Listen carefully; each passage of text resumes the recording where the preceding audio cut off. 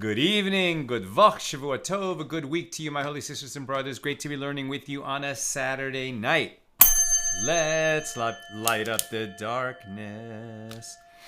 Who's in the house starting the week off with some beautiful learning? Joseph in Sierra Nevada, Bell in Texas, Guy in Ohio, Bill in mid-Missouri, where we're being kept awake by illicit fireworks. I mean, last night, and I can hear it again tonight, it's just a rolling thunder just across LA. There's so much fireworks. That's just an ongoing boom, boom, boom, boom, boom, boom, boom, boom, boom, all over the city. Chaim in Florida, Debbie in New Jersey, where the kids are still shooting off fireworks. Same issue. All right, let's make some Torah fireworks. Here in Tractate Avoda, Zara, the 27th volume of the Talmud. Tonight doing Daf Tes Vav. We would not say, normally you would say, Yud for 10 and Vav for 6. But 16 we don't count that way because those are two letters in God's name. So instead, we're at the bottom of page 15, which is Tes Vav, but then Tes Zion for 16 is our page tonight. Anyway, page 16 is our daf tonight. We're picking up at the bottom of 15b, continuing our discussion of Mishna number 7 here in chapter 1. Generally speaking, Tractate Avoda Zara, talking about the very severe prohibition on idolatry, which is a prohibition in which all humans are obligated, all humans are prohibited to commit idolatry. We don't want to participate in it in any way, nor enable idolaters to participate, to perform their idolatry. So the first Mishnah was about not doing business with them in the days leading up to their idolatrous festival.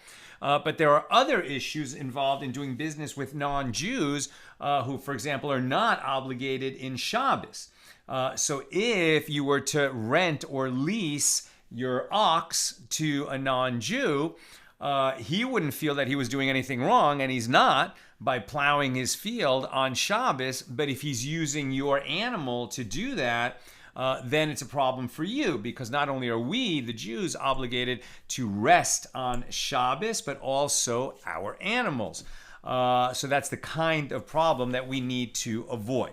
Okay, picking this up at the bottom of 15b, the sages taught one may not sell shields to Gentiles, despite the fact that they are used for protection, not to attack others. Yesterday we were talking about that you can't sell weapons to the non-Jews because they might come to perform violence with them, bloodshed, murder, and you don't want to enable them to do that.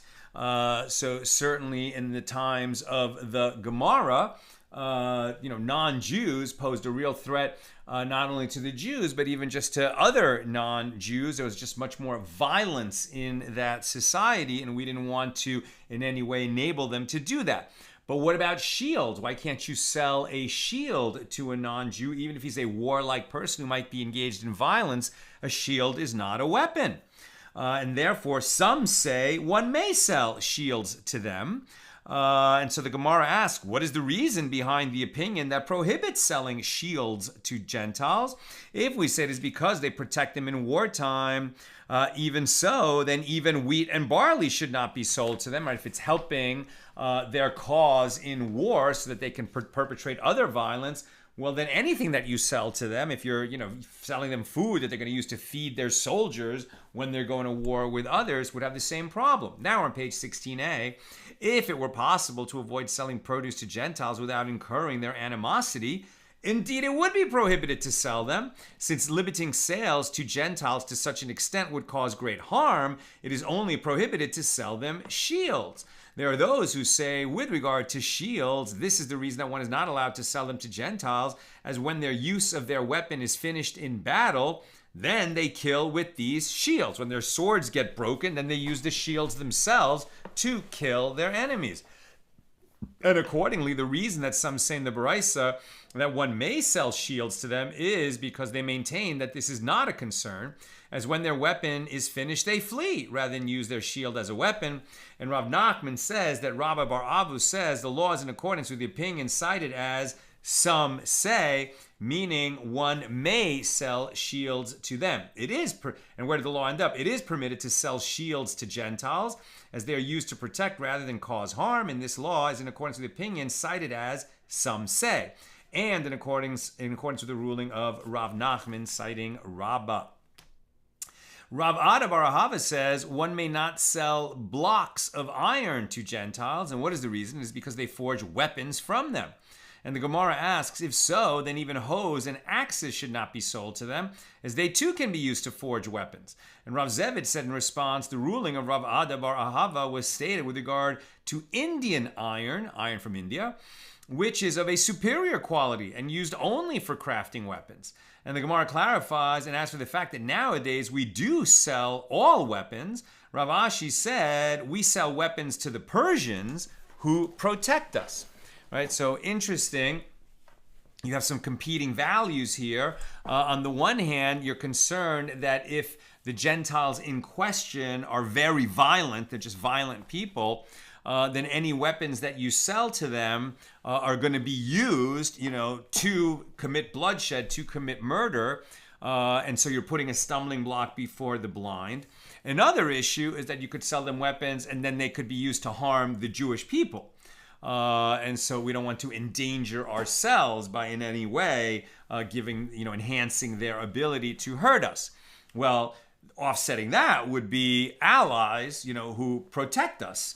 And so, for the sake of saving our lives, we would, sell weapons to our allies under that thinking. Now, the Mishnah teaches one may not sell Gentiles calves or foals. It is taught in a brisa that Rabbi Yehuda permits the sale of a damaged animal because it is incapable of being cured and living normally. And the sages said to him, but if one uses her for breeding, right, if he mates her, and she will bear offspring, well, then the Gentile will come to leave her in his possession. And Jews who see the animal now in the possession of the Gentile will assume that it is permitted to sell large livestock to Gentiles. And Rabbi Yehuda said to them in response, when she bears offspring, I will agree to be concerned about such a possibility, since she's already lame. According to this sage, she's not going to be reproducing, so that is not a concern. Remember, the reason that we don't sell large livestock to Gentiles is because we might come to rent and lease large livestock to Gentiles, and they might then use those animals to work on Shabbos, which would be prohibited. So it's a fence around the Torah to make sure that doesn't happen. So apparently Rabbi Yehuda holds that a damaged animal does not accept a male, i.e. since its legs are lame, it cannot participate in intercourse. Now the Mishnah also teaches that Ben Beseira permits the sale of a horse to a Gentile. The issue with horses is not that they will be used as a beast of burden on Shabbos, because in the times of the Gemara, horses were not used that way. They were very expensive to maintain. And so in the region that we're talking about, horses were weapons of war. That's what they were used for. They weren't used to pull plows or to grind grain by pulling a millstone. And riding a horse on Shabbos is prohibited by rabbinic decree, but not by Torah law. And so that's not the reason that we don't sell horses to them, and therefore Ben Beseira permits the sale of horses to Gentiles, yet the majority prohibits it. So if it's not that we're concerned that it's going to be used as a beast of burden only for riding, which again, prohibited by rabbinic decree, but not by Torah law, and therefore selling would not constitute the same kind of problem, right, in terms of our beast being used by a Gentile, which is already one step removed from ourselves doing it. So then why is it that the rabbis prohibit the sale of horses to Gentiles? So the Gemara notes that it is taught in a baraisa, Ben Beseira permits the sale of a horse because the Gentile uses it for performing an act for which one is not liable to bring a sin offering, as riding a horse is not prohibited by Torah law. Therefore, there is no reason to prohibit its sale due to the concern that the Gentile might use it for a prohibited action, like working on Shabbos. And Rabbi Yehuda Hanassi, right, Rebbi, prohibits its sale. We cannot sell horses to the Gentiles. Why? For two reasons. One is because it has the status of a weapon, as horses are used in battle. And the other one is because it has the status of large livestock, even though it's not used the way an ox is used. So the Gemara asks, granted, there is a reason to say that a horse has the status of a weapon, as a horse is taught to kill by striking down enemy troops. It's not just that they carry soldiers into battle. The horses are actually trained to fight enemy troops. But what is the relevance of the observation that it has the status of large livestock? It has already been explained that a horse is used for riding, not for performing acts that are prohibited on Shabbos by Torah law. Rabbi Yochanan says when the horse becomes elderly and is no longer suitable for use in battle, one makes it grind with a millstone, and therefore it will in fact be used to perform prohibited labor on Shabbos. Nevertheless, Rabbi Yochanan says the law is in accordance with the opinion of Ben Beseira, and it is permitted to sell a horse to Gentiles. A dilemma was raised before the sages with regard to an ox of a fattener, which has been fattened for slaughter. Right, so now we're distinguishing among oxen, whether an ox is used to pull the plow, to pull a wagon, or if it's being fattened so that it can be slaughtered and used for, hamburgers, used for meat to eat. So if it's fattened, that means it's fattened for slaughter, so it will be eaten. So with regard to an ox of a fattener, which has been fattened for slaughter, then what is the law? Let the dilemma be raised according to the opinion of Rabbi Yehuda, who permits the sale of damaged animals, and let the dilemma be raised according to the opinion of the rabbis who dispute that ruling. So the Gemara explains, let the dilemma be raised according to the opinion of Rabbi Yehuda, like this. Perhaps Rabbi Yehuda permits only the sale of a damaged animal which will never come to be included in the category that is fit for labor, because the Gentile cannot use it to pull his plow and perform labor that is prohibited on Shabbos. But with regard to this fattened ox, which if kept for a sufficient amount of time without fattening, will come to be included in the category of an animal that is fit for labor. So therefore the sale is prohibited, right? We're not worried that an ox that was fattened for slaughter is going to be used for pulling the plow, but on the other hand, it could be used in that manner. While it's all fat, like the way it is for slaughter, it's not appropriate, like it's not useful for pulling the plow. But the Gentile who buys it, isn't going to keep fattening it at that, expensive rate of feeding the ox in order to slaughter it. He'll feed it a normal diet. It will get thinner, and then it will be fit for use as labor. And then, in fact, you would have sold an ox, you would have sold an ox to a Gentile, which that doesn't matter.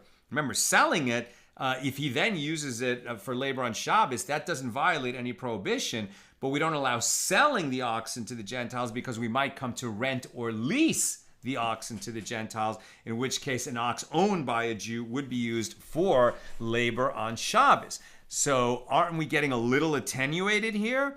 That we're worried about a fattened ox, which then could be made thin, which then could be used for labor, and that therefore that might lead us one further step to not realize that because we are allowed to sell this kind of ox, that we also are, but we are not allowed to rent or lease. Right?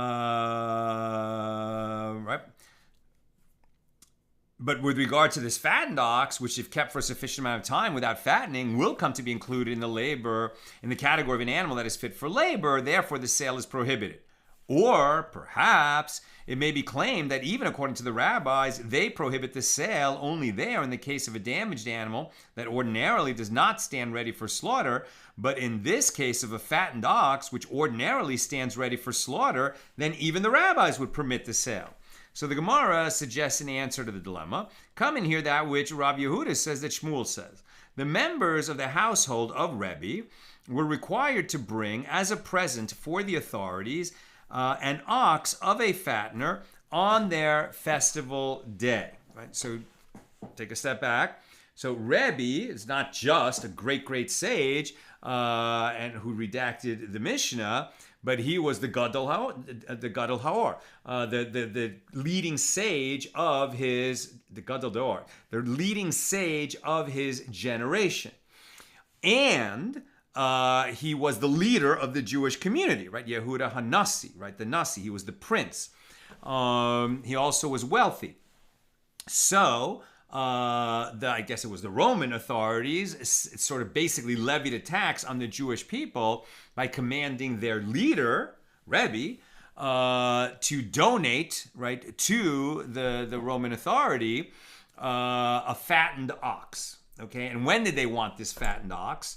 On their festival day. So what does that mean? On their day of their idolatrous festival. Huge problem. Exactly what we don't want to do is sell livestock that's going to be used for slaughter, a fattened ox, to be used for idolatry, right? So obviously Rebbi does not want this to happen. On the other hand, if they're going to say, we're going to kill you and your household, or we're going to make the Jews suffer, that's also a problem. So what did he do?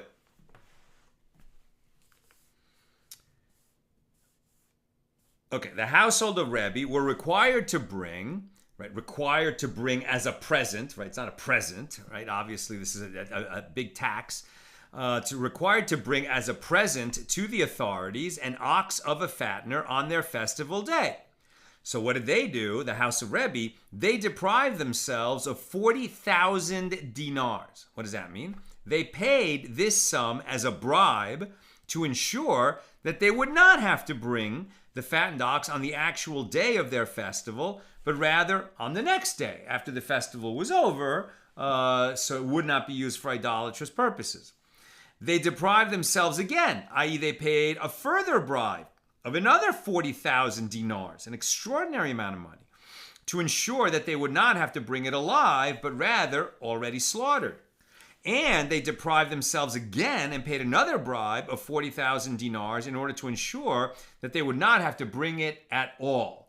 So imagine it was like a 3-stage bribe where at the end, they didn't have to bring this fattened ox anymore and in any way be tied to the idolaters and, neither bringing them an animal that would be used in an idolatrous rite, nor selling them large livestock that could come to eventually be used on Shabbos, which could give the appearance that it's okay to rent or lease, and in the end, just not to be participating at all in giving them anything, so that people would get the wrong idea. And it was worth it to them to spend 120,000 dinars to get to that end stage of the new relationship where they're not obligated to bring a fattened ox to the idolaters. Now, what is the reason that they paid a bribe to evade the responsibility of bringing a fattened ox to the authorities? Is it not due to the concern that perhaps they will come to keep the animal until it is fit for labor?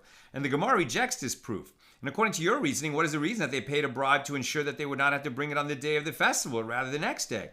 Rather, it must be explained that Rebbi wanted to abolish the matter entirely, and he reasoned it is best to abolish it gradually, little by little, and in this manner they ultimately had no obligation to bring the animal at all. Therefore, no proof can be brought from this incident with regard to the law of the sale of a fattened ox, that's the question. Are we going to say that you can't sell them a fattened ox, obviously not on the day of their festival, because you might come to sell them a working ox? It was stated that if a fattened ox is kept for a sufficient amount of time without fattening, it will come to be included in the category of an animal that is fit for labor. Concerning this, the Gemara asks, but even when a fattened ox is kept until it is slim, does it become healthy and able to perform labor? And Rav Ashi said that the expert in this matter, Zavida, said to me, we keep a young ox that has been fattened until it is slim, and it performs twice the work of the other oxen.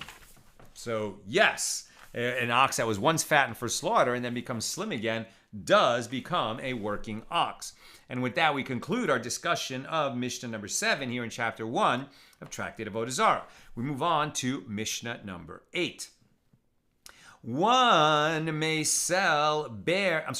not sell bears or lions or any item that can cause injury to the public to Gentiles, One may not build with them a basilica, a tribunal, a stadium, or a platform, but one may build with them small platforms and bathhouses. Even in this case, once he reaches the arched chamber in the bath where the Gentiles put up objects of idol worship, it is prohibited to build it.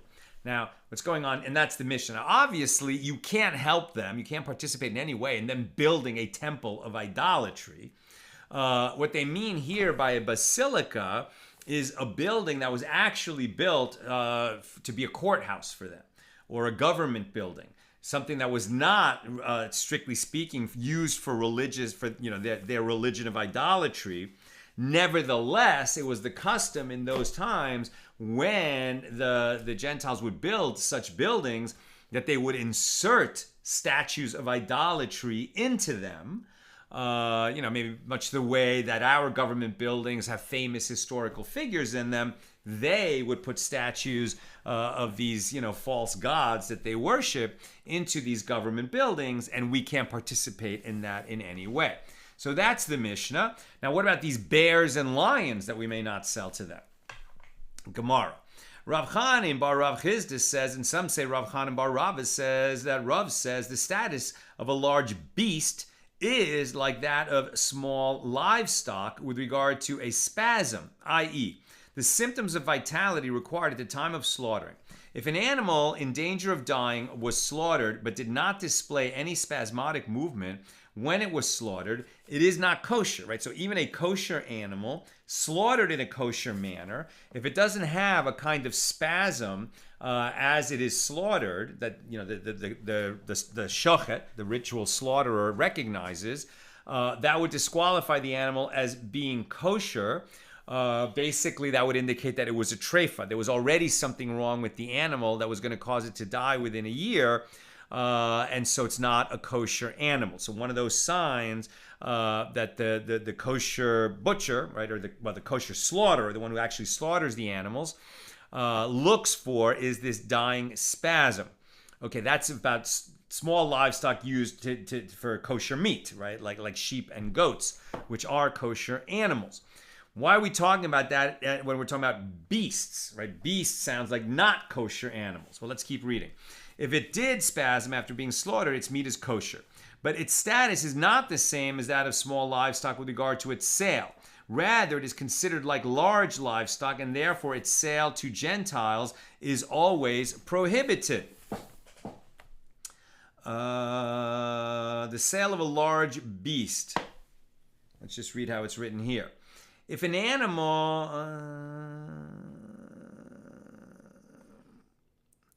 I guess we're talking about an animal that would otherwise be kosher. I'm not sure why we're calling it a behema.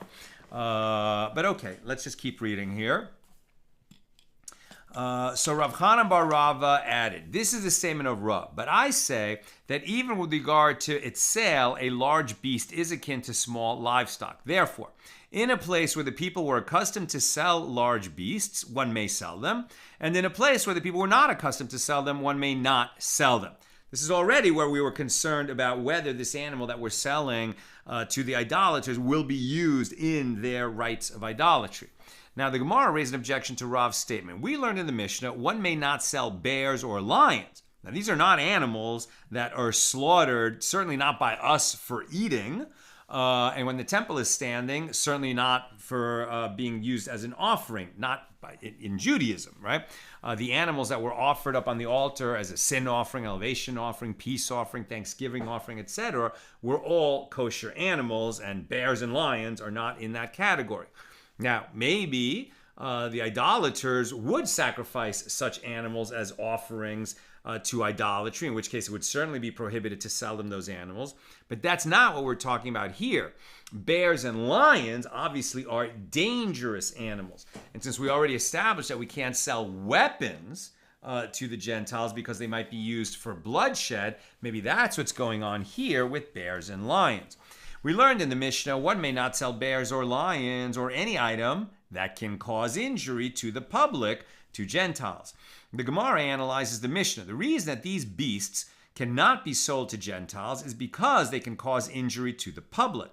So it could be inferred from here that another beast, which does not cause injury to the public, would be permitted to be sold to Gentiles. So Rabba Bar Ula says in response, this Mishnah does not pose a problem for Rav, as he holds that it is referring to a damaged lion, which is not fit for labor. And this is in accordance with the opinion of Rabbi Yehuda in the Mishnah on page 14b, that it is permitted to sell to a Gentile large livestock as long as it's damaged because it couldn't be used to perform labor on Shabbos.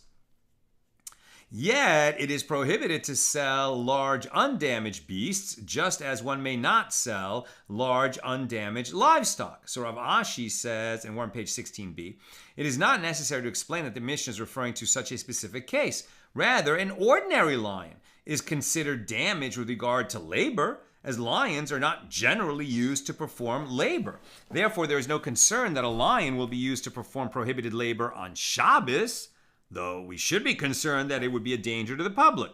So the Gemara raised an objection from a Baraisa. Just as one may not sell large livestock to Gentiles, so too one may not sell large beasts to them. And even in a place where the people were accustomed to sell small livestock to Gentiles, nevertheless, one may not sell large beasts to them. And the Gemara concludes the refutation of the opinion of Rav Chanan bar Rav is a conclusive refutation. So the Gemara presents a different version of this discussion. Ravina raises a contradiction between the Mishnah here and a Baraisa and resolves the contradiction. We learned in the Mishnah, one may not sell bears or lions or any item that can cause injury to the public, to Gentiles. Now Ravina analyzes the Mishnah. The reason that a beast such as a lion cannot be sold to Gentiles is that it can cause injury to the public. So from that we would infer that with regard to another beast which does not cause injury to the public, one may sell it to Gentiles, but this does not take into account the problem of maybe they will use it for labor on Shabbos. And Ravina raised a contradiction from a Baraisa, just as one may not sell large livestock to Gentiles, so too one may not sell large beasts to them. And even in a place where the people were accustomed to sell small livestock to Gentiles, one may not sell large beasts to them. And the Baraisa indicates that one may never sell large beasts to Gentiles, even if it poses no danger to the public. And so Ravina resolves this contradiction between the Mishnah and the Baraisa by saying the ruling of the Mishnah is stated with regard to a damaged lion. In accordance with the opinion of Rabbi Yehuda, Rav Ashi says there is a different explanation. An ordinary lion is considered damaged with regard to labor, but it's still dangerous to the public. Rav Nachman objects to the inference drawn from the Mishnah. Who will tell us that a lion is considered a large beast? Perhaps it is considered a small beast, in which case it cannot be inferred that the Mishnah permits the sale of large beasts. And the Gemara explains, Rav Ashi examined the Mishnah here carefully, and from it he raises a refutation of the opinion of Rav Hanan bar Rava, who permitted the sale of large beasts. And we learned in the Mishnah, one may not sell bears or lions or any item that causes injury to the public to Gentiles. And Rav Ashi inferred two conclusions from here. First, the reason that a beast such as a lion cannot be sold to Gentiles is because it can cause injury to the public, whereas with regard to a beast that does not cause injury to the public, one may sell it to Gentiles, and this inference was cited in contradiction of the opinion of Rav, as explained before. And then Rav Ashi further inferred, in resolution of Rav's opinion, that the reason the Mishnah specifies that one may sell a lion if it does not pose a danger to the public is that an ordinary lion is considered damaged with regard to labor, but a different animal that performs labor may not be sold. And this presents a difficulty to the opinion of Rav Chanan bar Rava, and so the Gemara concludes the refutation of the opinion of Rav Chanan bar Rava is a conclusive refutation. The Gemara asks, but in any event, what labor can a large beast perform? Why is it necessary to perform the sale of? Why is it necessary to prohibit the sale of large beasts if they are not trained to perform any labor? And Abaye said, Mar Yehuda said to me in the house of Mar Yochani, they grind the mill with wild asses, which are considered large beasts. They're not a danger to the public, but they could be used for work, and therefore, if a Jew sold such a beast to a Gentile, the Gentile might come to perform labor with it on Shabbos, which is okay if the Jew sold it to him, but would create a problem if the Jew rented or leased such an animal to the Gentile. New subject, Rabbi Zara said, when we were in the study hall of Rav Yehuda, he said to us, learn from me this matter, which I heard from a great man. but I do not know if I heard it from Rav or from Shmuel. So what was the matter? The status of a large beast is like that of small livestock with regard to a spasm, i.e. the symptoms of vitality required at the time of slaughtering. So Rabbi Zara continued, when I came to the city of Korkoneya, I found Rav Chia bar Ashi sitting and saying in the name of Shmuel, the status of a large beast is like that of small livestock with regard to a spasm. And I said to myself, one can conclude from here that this was stated in the name of Shmuel. When I came to Surah, I found Rabbi bar Yirmiyah sitting and saying in the name of Rab, the status of a large beast is like that of a small livestock with regard to a spasm. And I said to myself, one can conclude from here that it was stated in the name of Rav. And it was also stated in the name of Shmuel. And when I ascended to there, meaning to Eretz Yisrael, I found Rav Asi sitting and saying that Rav Chama bar Gurya says in the name of Rav, the status of a large beast is like that of small livestock with regard to spasm. And I said to him, and doesn't the master hold that the master who is responsible for dissemination of this law is Rabbi bar Yirmiyah?